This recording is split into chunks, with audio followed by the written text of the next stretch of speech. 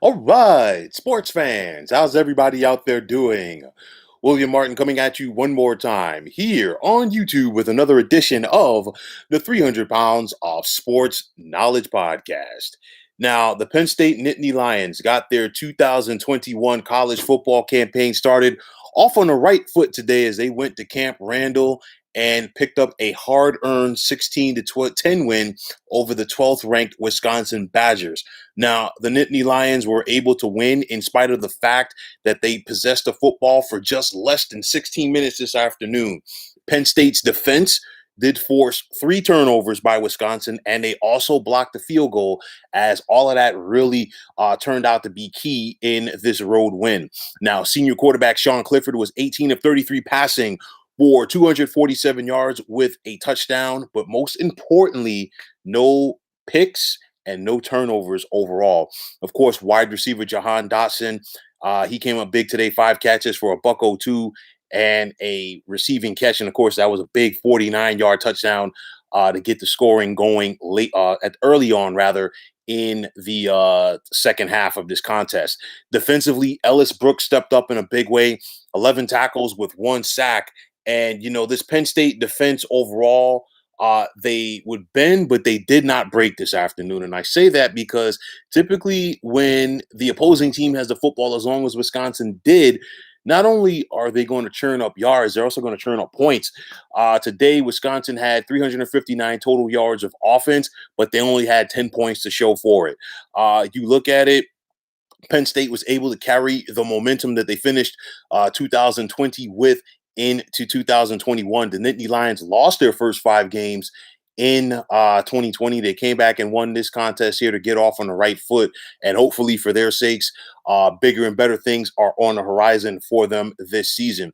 Credit to head coach James Franklin. He had his team ready to play today, ready to go in a hostile environment, and I don't think that James Franklin has gotten enough credit for what he has done at Penn State during his tenure. He's now 61-28 during his time at Happy Valley. He does have one Big Ten championship to his credit. And then on top of that, he has gotten his team to 3 New Year's Six bowl games. So with that said, you know what? You got to tip your hat off to the guy, because not only does he know how to coach, but he also has his team ready to play on a consistent basis. Make no mistake about it. Those early season conference games, and we're seeing more of those around college football due to the fact that we're seeing bigger conferences now. And of course, the Big Ten is home to 14 schools.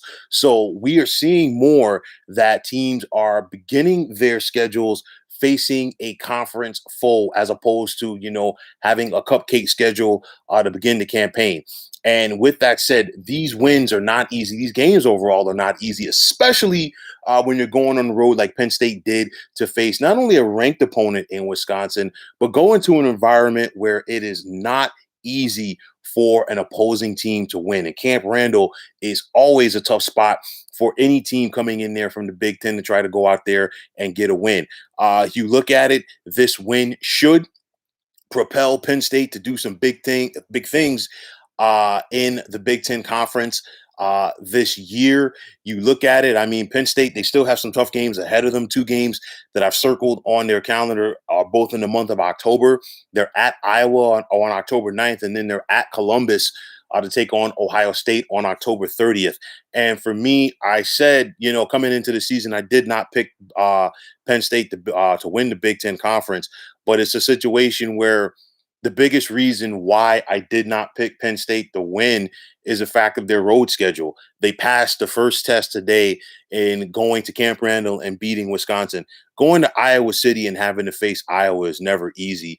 And only time will tell if that's going to be an afternoon game or a night game. Penn State has gone to Iowa City before and beaten Iowa at night and beaten Iowa as a whole, under James Franklin. But make no mistake about it, it still does not mean that is an easy place to go. And the same thing can be said for the Horseshoe at Columbus. It's a situation with Ohio State. They're always a tough team. Columbus is always a tough place to go. And, for me, for my money, Ohio State is only going to get better. I think their win this past Thursday night versus Minnesota on the road as well is only going to propel them to do bigger things, as Ohio State is still the team to beat in this conference as far as I'm concerned. But nonetheless, This was a huge win for Penn State, a huge win for Sean Clifford, their quarterback, to go into a hostile environment and, you know what, give his team an opportunity to win. And also this defense. This defense, I know that they gave up the yardage, but the bottom line is they stepped up and made the key plays when they had to. And that is a big reason why the Nittany Lions are heading back to Happy Valley tonight with a hard-earned win under their belts. So credit to Penn State because, like I said, going on the road in the Big Ten is not easy. Going on the road in the Big Ten to begin your college football season campaign is not easy. And going on the road and having to face a ranked team, a team that was ranked number 12th in the nation, and then on top of that, a team that people still feel can win the Big Ten West and get to Indy for the conference title game is not easy. So I'll tell you right now, kudos to Penn State. They went out there and took care of their business, and let's see if this will propel them to bigger and better things for the rest of this college football campaign. So, folks, that is going to wrap it up. And as always, I want to take this time out to thank you for tuning into the 300 Pounds of Sports Knowledge podcast here on YouTube. I want to take the time out to thank all of you fine folks out there for tuning in. And if you have not already, please feel free to subscribe to this channel. Now, if you are on Twitter, please feel free to follow me at 300 Pounds of Sports. And like I always say, if you follow me, it'll be my pleasure to follow you right back. There's also the sports discussion group on Facebook at the Sports Depot 365. You can check it out.